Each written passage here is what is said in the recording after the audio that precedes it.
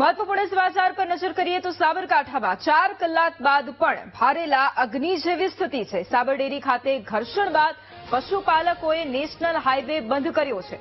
મોટી સંખ્યામાં પશુપાલકો નેશનલ હાઈવે 48 પર એકઠા થયા છે। પશુપાલકોએ હાઈવે પર ચક્કાજામ કરીને વાહનોમાં પણ તોડફોડ કરી છે। પ્રાંતિજથી હિંમતનગરનો હાઈવે કે જે પશુપાલકોએ ચક્કાજામ કર્યો છે, ટોળાને વિખેરવા માટે પોલીસે ટીયર ગેસના સેલ પણ છોડ્યા છે। જિલ્લા પોલીસ વડા એલસીબી અને એસઓજીનો કાફલો પણ ઘટના સ્થળે પહોંચ્યો છે। તો આ દ્રશ્યો કે જ્યાં એક તરફ પશુપાલકોનો ઉગ્ર વિરોધ છે, મામલો પણ વિચક્યો હતો। 2 થી 3 દિવસ પહેલા સોમવારે આંદોલન કરીશું તેવી ચીમકી પણ તેમણે ઉચ્ચારી હતી અને આજે સોમવારનો આ દિવસ કે જ્યાં પશુપાલકોએ ઉગ્ર વિરોધ પણ નોંધાવ્યો છે। ભાવફેરને લઈને સતત પશુપાલકો મોટી સંખ્યામાં પહોંચી રહ્યા છે અને વિરોધ નોંધાવી રહ્યા છે। વાહનોમાં તોડફોડ કરી છે। 4 કલાક બાદ પણ ભારેલા અગ્નિ જેવી સ્થિતિ છે। સાબરડેરી ખાતે ઘર્ષણ થયું અને તે બાદ પશુપાલકો નેશનલ હાઈવે પહોંચ્યા અને ત્યાં ચક્કાજામ કર્યો છે। નેશનલ હાઈવે બંધ કર્યો છે। ટ્રાફિક જામની સમસ્યા સર્જાઈ છે। મોટી સંખ્યામાં પશુપાલકો નેશનલ હાઈવે પર એકઠા થયા છે। આ બે અલગ અલગ દ્રશ્યો આપ જોઈ રહ્યા છો કે એક તરફના દ્રશ્યો કે જ્યાં સાબરડેરીમાં ઉગ્ર વિરોધ નોંધાવવામાં આવ્યો, સીસીટીવી કેમેરા તોડવામાં આવ્યા, વાહનોમાં તોડફોડ કરવામાં આવી હતી। પશુપાલકોની એક જ માંગ હતી કે દૂધ ઉત્પાદનનો ખર્ચ તેમને પરવડે તેમ નથી અને બીજી તરફના દ્રશ્યો કે જ્યાં હાઈવે પર ચક્કાજામ થયો છે। અને આજ મુદ્દે સંવાદદાતા સંદીપ ફોન લાઈન પર છે। સંદીપ, સાબરકાંઠામાં 4 કલાક બાદ પણ ભારેલા અગ્નિ જેવી પરિસ્થિતિ છે। નેશનલ હાઈવે અત્યારે ચક્કાજામ કર્યો છે। અત્યારે શું વધુ માહિતી, શું સ્થિતિ?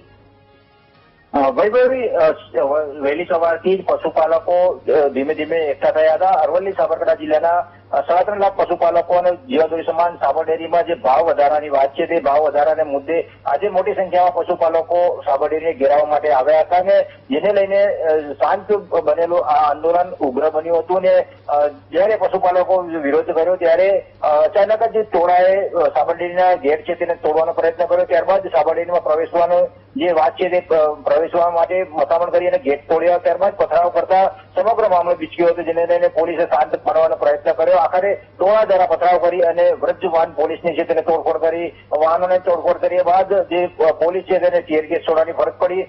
4 કલાક બાદ પણ હજી પણ પોલીસ છે તે ટીયર ગેસ છોડી રહી છે। 5 રાઉન્ડ જેટલા ટીયર ગેસના સેલ છે તે છોડ્યા છે અને સમગ્ર જે ટોળું છે તે હિંમતનગરના નેશનલ હાઈવે 48 ઉપર પહોંચ્યું છે અને ત્યાં 48 ઉપર વાહનોને થોભાવી અને મોટા મોટા પથ્થરો મૂકી અને ટોળાએ છે તે પથરાવમારો કર્યો હતો, જેને લઈને વાહનોને પણ ભારે નુકસાન છે। હાઈવે પર વાહનોને ભારે નુકસાન થતા પોલીસ ત્યાં પહોંચીને ત્યાં પણ ટીયર ગેસના સેલ છે તે છોડી રહી છે।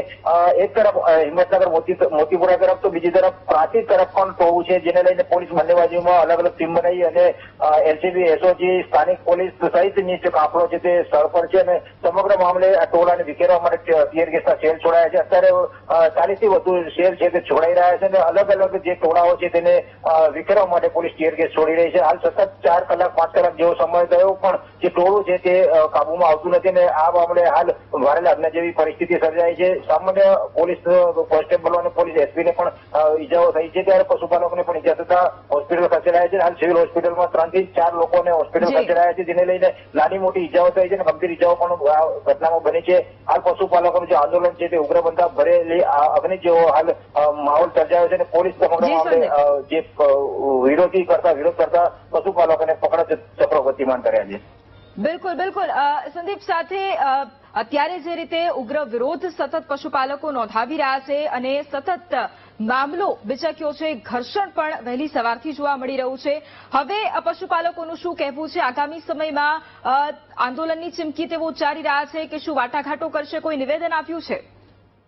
પશુપાલકો છે કે રોષ છે તે યથાવત છે। આજના જે સત્તાધીશ છે, સાબરડેરીના સત્તાધીશો છે તે કહી રહ્યા હતા કે આજે મારે બહાર જવાનું હોવાથી આજે હું સાબરડેરી નથી। સાબરડેરીના જે એમડી છે સુભાષ પટેલ તેને પણ ગતરોજ જેને નિવેદન આપ્યું હતું અને સતત નિવેદનના પગલે પશુપાલકોને રોષ હતો કે અમે 14 તારીખે જે ઘેરાવો કરવાના છીએ અને પૂર્વ તૈયારીના ભાગરૂપે આ પશુપાલકો આજે વહેલી સવારથી જ અહીંયા આંદોલનમાં જોડાયા હતા અને જે સાબરડેરી પાસે ઉગ્ર આંદોલન કર્યું હતું।